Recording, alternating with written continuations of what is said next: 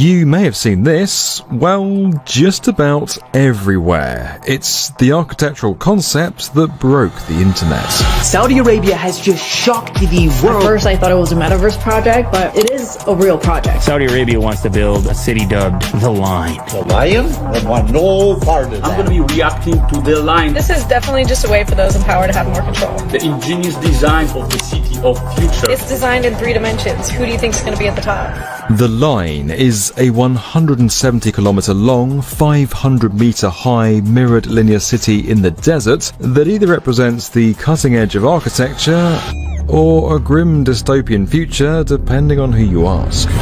But what exactly is the Line? How would it even work? And what can it teach us about our cities today?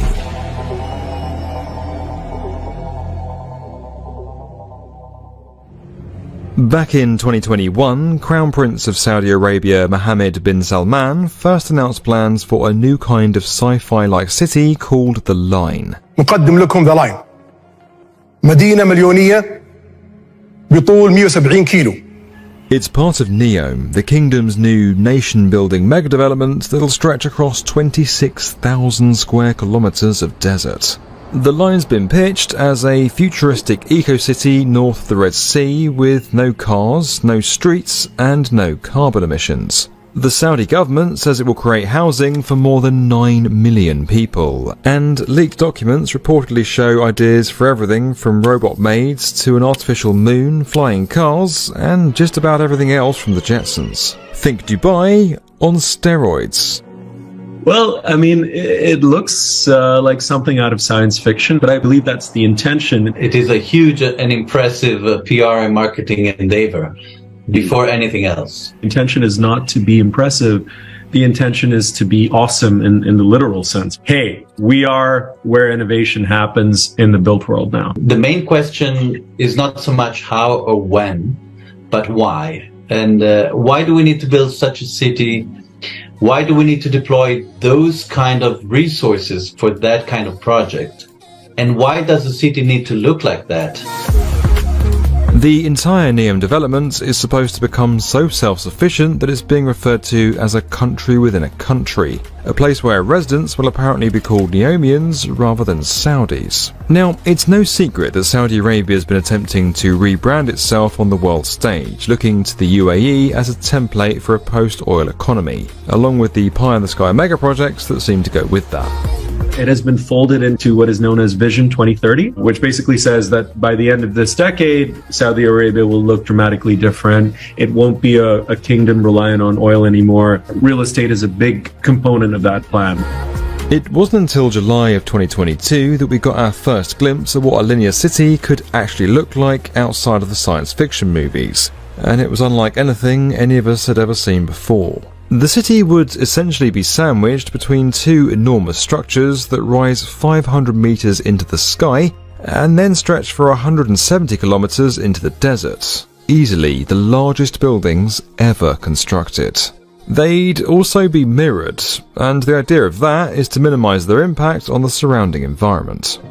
The 200-meter gap between these massive skyscrapers is where the city would then lie. Here there'd be a high-speed rail line connecting residents end-to-end in 20 minutes, eliminating the need for cars or roads. Homes, public parks, schools and offices will all be layered on top of each other, meaning that every amenity is accessible within a 5-minute walk, while parks and nature will be accessible from anywhere in the city within just a 2-minute walk. The whole thing takes the concept of the 15-minute city and explodes it. According to Neom, the entire city is going to be powered by renewable energy, and its minimal physical footprint will ensure that 95% of its land will be preserved as it is, a far cry from the urban sprawl of some modern cities that have now reached the size of small nations. I see it more as a way to reshape the sprawl rather than avoiding the sprawl at all. And even if we look at the history of recent capitals built from scratch, the sprawl is always there. It actually starts and forms during construction when the city is not even built. So if we look at Brasilia today, 3 million people living there, the majority of which in the sprawl that formed around the pilot plan.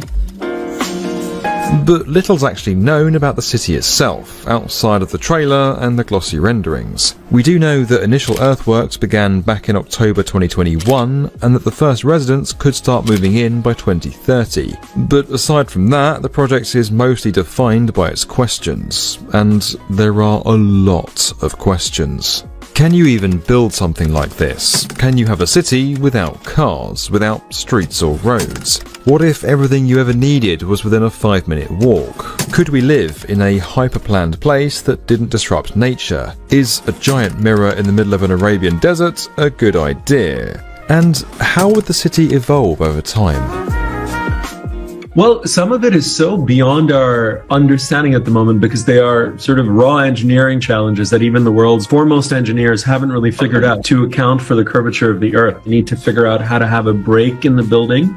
These are not problems that have been faced by any modern structures ever, right? And I think this is kind of the intention with Mohammed bin Salman, is he wanted to make something that was as wow, had as much of a wow factor as the pyramids of Giza.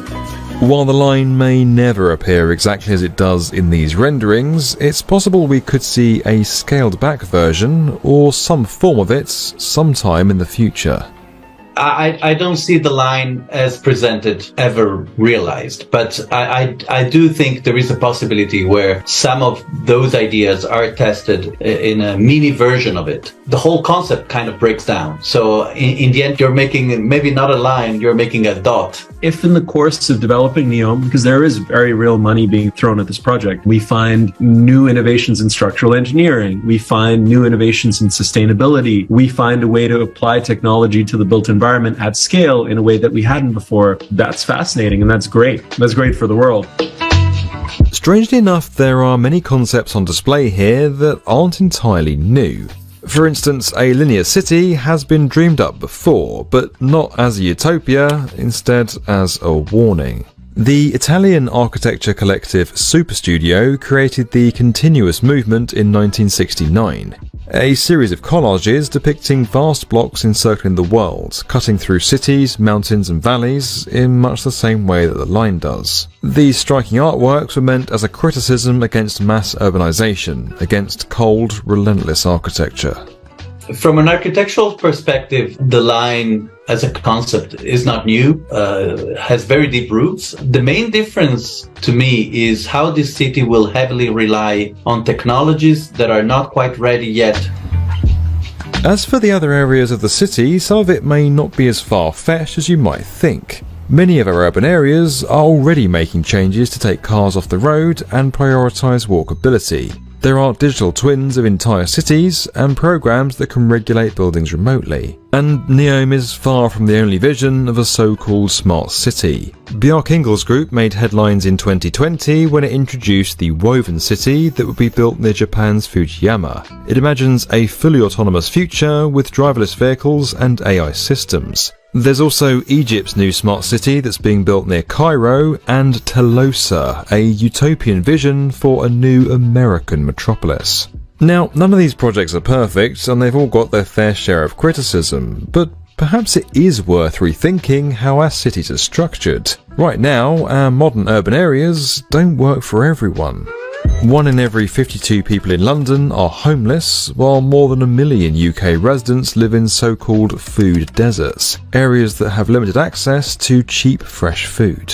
A report from Groundwork UK found that there are severe inequalities in access to parks and green spaces across the country, with 40% of people from ethnic minority backgrounds living in the most green space deprived areas. Our cities need to function better, and having everything you need within a 5-minute walk might actually help lessen some of those inequalities, provided everyone has access. What I do like about a bold project such as The Line is the ability to stir up the conversation and make us question and rethink how a city should look like. In case you hadn't already noticed, The Line is a pretty bold idea. But it's supposed to be, and perhaps bold ideas are what we need to generate global debate around how to fix our built environments. Mirrored monoliths aside, more efficiently run cities with access to nature and local amenities for all might not be too far from where we really should be aiming.